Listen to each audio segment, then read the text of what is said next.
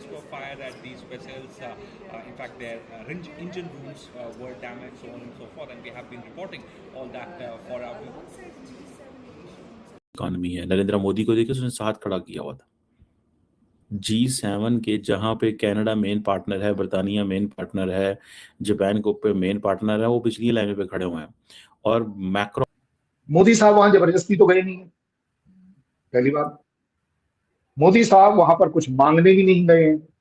वो तो भाई ग्रुप 7 को विटनेस करने, अटेंड करने गए हैं, 13 बार पहले जा चुके हैं। मतलब इंडियन प्राइम ट्रंप ने जो सारी लाइमलाइट है एंड में आके वो कतर को दे दी है। पैगाम रसानी करता रहा फील्ड मार्शल। अब मुआहदा साइन क्या पाकिस्तान को भी इनवाइट किया जा सकता था इसमें? मेरा ख्याल है इसमें जो होस्ट होता है वो मैटर करता है।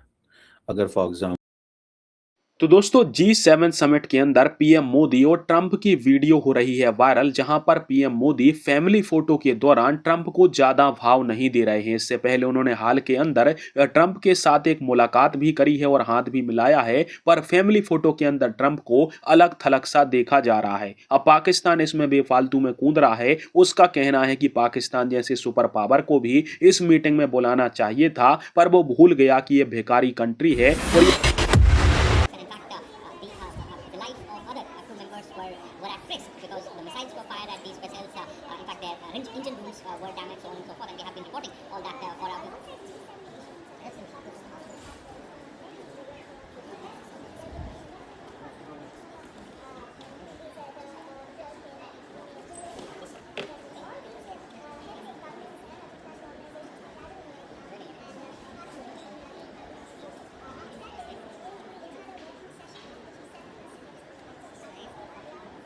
इकॉनमी है। नरेंद्र मोदी को देखिए, उसने साथ खड़ा किया हुआ था G7 के, जहां पे कनाडा मेन पार्टनर है, ब्रिटानिया मेन पार्टनर है, जापान को पे मेन पार्टनर है, वो पिछली लाइन पे खड़े हुए हैं।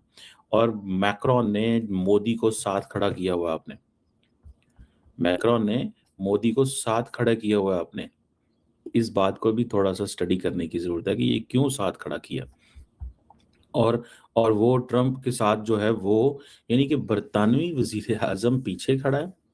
देखें आप इसको, बरतानवी वजीर आजम पीछे खड़ा है, जापानीज पीछे खड़े हैं, और एक ऐसा मुल्क जो अमेरिका और सऊदी अरब की एड के ऊपर सरवाइव करता है, इजिप्ट, वो साथ खड़ा हुआ। दिस इज अ फैक्ट ना, ये फैक्ट है। इसमें कोई वो बात नहीं है कि ये सिचुएशन ही ऐसी है। ठीक है, मैक्रोन को पता है मैं बड़ी यूरोपियन पावर हूँ, कॉन्फिडेंट है। नरेंद्र मोदी की सिर्फ और सिर्फ, ठीक है जी, एक ही पोजीशन मैं आपके सामने रखता हूं। ट्रंप ने जो सारी लाइमलाइट है एंड में आके वो कतर को दे दी है। पैगाम रसानी करता रहा फील्ड मार्शल। अब मुआहदा साइन होना है तो होस्ट बनेगा पाकिस्तान। यानी मुझे ऐसे लगता है कि जिनीवा में खर्चा करेगा पाकिस्तान। अब अल्लाह करे कि ऐसा ना और अमेरिका खर्चा कर रहा हो, क्योंकि या स्विट्जरलैंड खुद कर रहा हो। जिनीवा में खर्चा करेगा पाकिस्तान। जो भी बिल्डिंग या हॉल बुक करना है वो करेगा पाकिस्तान, और वहां पे करेंगे अमेरिका और ईरान बाज़ाब्ता दस्तखत। ठीक है, लेकिन लाइमलाइट किसको मिल रही है? अब वो कतर के अमीर को मिल रही है, जो एंड में आके फैसला कन किरदार अदा कर गया कि पाकिस्तान के होते हुए जो मामला नहीं सेटल हो रहा था वो कतर ने आके कर दिया, और कतर को लाइमलाइट भी मिलती है। ये जरा सुने कि ट्रंप अब कहता है जी मैं तो रजीम चेंज के हक में ही नहीं था, उसने यू टर्न भी ले लिया है। जरा ये सुने। So again, I don't believe the regime change. You know, I've watched regime changes for years. They never work. It has to just happen. I can tell you, this is a country where the Emir is so respected, and the Prime Minister is so respected by the people, and that's the way. कहता है मैं रजीम change के हक में नहीं हूं। ये जंग शुरू ही इसलिए हुई थी कि बस हमने ईरान में रजीम चेंज करना है। फिर इसने कहा जी रजीम चेंज तो हो गया क्योंकि हमने उनकी टॉप लीडरशिप मार दी है। अब कहता है मैं रजीम चेंज के हक में ही नहीं हूं। और मैंने साल देखे हैं, रजीम चेंज कभी भी अच्छे नहीं होते, जबकि पाकिस्तान के रजीम चेंज को आज तक सपोर्ट कर रहा है। ये बंदा कितना ज़हनी तवाज़ुन खो बैठा है। अब यहां से अंदाजा लगा लें कि इसने ईरान और कतर का जमीनी बॉर्डर जोड़ दिया। मोदी साहब वहां जबरदस्ती तो गए नहीं है, पहली बात। मोदी साहब वहां पर कुछ मांगने भी नहीं गए हैं। तो भाई ग्रुप 7 को विटनेस करने, अटेंड करने गए हैं, 13 बार पहले जा चुके हैं, मतलब इंडियन प्राइम मिनिस्टर पहले जा चुके हैं, मेरे ख्याल से 7वीं बार हमारे प्राइम मिनिस्टर कंटिन्यूअसली जा रहे हैं, एक के बाद एक। सो कहीं ना कहीं हमें ये जरूर देखना चाहिए कि क्या इंडिया को ग्रुप G7 कुछ इंपॉर्टेंस दे रहा है या नहीं। अदरवाइज मतलब अगेन बुरा मत मानिए, पाकिस्तान को क्यों नहीं बुला लिया? ट्रम्प से तो बहुत अच्छे रिलेशन है कहने के लिए, आपको क्यों नहीं बुला लिया?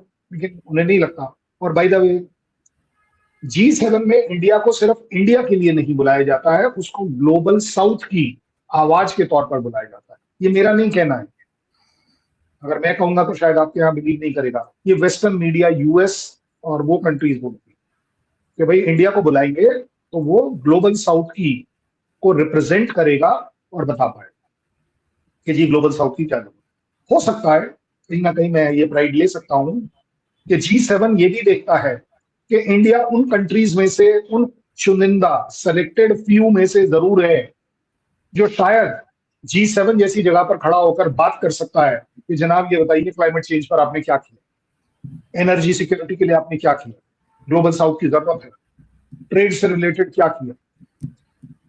सो कहीं ना कहीं ये निकल कर आता है कि India is being recognised consistently. एक होता है कभी कभार कर लिया, आपको लंच बार बार क्यों नहीं खिलाया जाता? मतलब अगर मोटे तौर पर देखें, आपको भी तो एक ही बार लंच खिलाया गया, ठीक है ना, बदले में क्या मिला क्या नहीं वो एक अलग बात। सो इसलिए मैं ये जरूर कहता हूं कि इंडिया इस जिम्मेवारी को, इस इज्जत को इंपॉर्टेंस दे और अपने आप को वर्ल्ड के अंदर कहीं ना कहीं ये जरूर दिखाए कि वर्ल्ड अगर इंडिया को जिम्मेवार बना रहा है तो इंडिया अपनी इस जिम्मेदारी से कटेगा नहीं, बढ़ेगा। ग्लोबल अपनी अकेले की बात नहीं करेगा, ग्लोबल साउथ की बात करेगा। अब ये पाकिस्तान के ऊपर है कि वो अपने आप को उस ग्लोबल साउथ का पार्ट समझता है या नहीं, ये जिम्मेवारी आप पर है। बिल्कुल, लेकिन सर अगर पाकिस्तान की बात ना करके और अगर हम थोड़ा सा इस पे फोकस करें कि ये मीटिंग जो है काफी अरसे के बाद हो रही है, जिस बीच में आप लोगों का काफी टेंशन भी रहा, उसको टैरिफ को लेकर भी हुआ, फिर ऑपरेशन सिंदूर भी हुआ, फिर उसके बाद शिप के ऊपर अटैक अमेरिका की साइड से किया गया जिसमें 3 इंडियंस की जाने गई। क्या मोदी जी अपना फोकस इस बात के ऊपर रखेंगे या फिर वो इन चीजों को डिस्कस ना करके और ट्रेड के ऊपर और बिजनेस के ऊपर ही फोकस रखेंगे कि जो बात ट्रम्प से की जाए? मेरा हमेशा से मानना है और दुनिया में ये टाइम टेस्टेड एक्सपेरिमेंट है, जिसके साथ आप ट्रेड में इन्वॉल्व हो गए, जिसके साथ आप अपनी सिक्योरिटी और डिफेंस डील में इन्वॉल्व हो गए, उसके साथ आपके रिलेशन ज्यादातर अच्छे रहे। ऐसा नहीं है कि यूएस और इजराइल के बीच में इस समय कोई प्रॉब्लम नहीं है, लेकिन अच्छे हैं।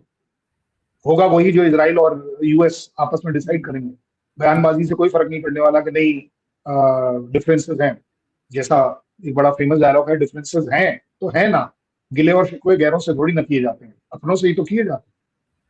तो यस, ट्रम्प इज राइट कि वो मेरी नहीं सुन रहे। इसी तरह मेरे और यूएस के बीच में गिले शिकवे हमारे में भी आजकल चलते हैं, पहले नहीं चलते थे, पता है, पहले हमारे नहीं थे क्योंकि हमें मालूम था कि वो हमारे एंटी, पहली बात वो हमें ये भी मालूम था वो टोटली।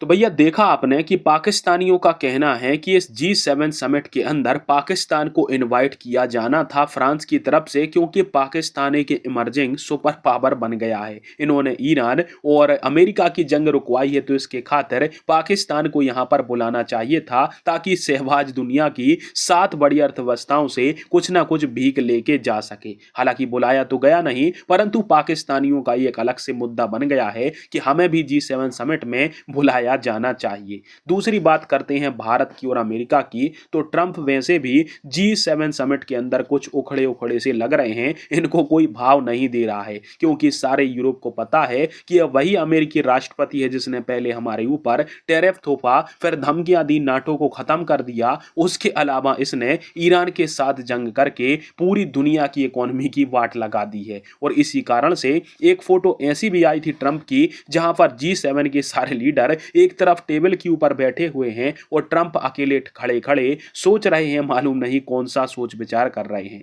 पीएम मोदी के साथ भी इनकी एक वीडियो वायरल हुई है जहां पर पीएम मोदी ने जो प्रेस कॉन्फ्रेंस हॉल था या फिर जो हॉल था जहां पर मीटिंग हो रही है वहां पर ट्रंप के साथ उन्होंने हाथ वगैरह मिलाया है, पर जो फैमिली फोटो होती है वहां पर पीएम मोदी ने ट्रंप को ज्यादा भाव नहीं दिया, उनकी तरफ देखे भी नहीं है, सारे लीडरों के साथ मुलाकात करी और आकर वो सेंटर स्टेज पर खड़े हो गए इमैनुअल मैक्रोन के बगल में। जस्ट दूसरी साइड ट्रंप भी थे पर उनके साथ ज्यादा उन्होंने कांटेक्ट किया नहीं है। ट्रंप की तो एक फोटो दिख रही है कि जब मेलोनी के साथ पीएम मोदी खड़े हुए हैं तो ट्रंप उनकी साइड देख रहे हैं, पर पीएम मोदी ने स्टेज पर उनसे हाथ वगैरह नहीं मिलाया, ना ही बात करी है। और इस प्रकार से ये मैसेज जाता है अमेरिका को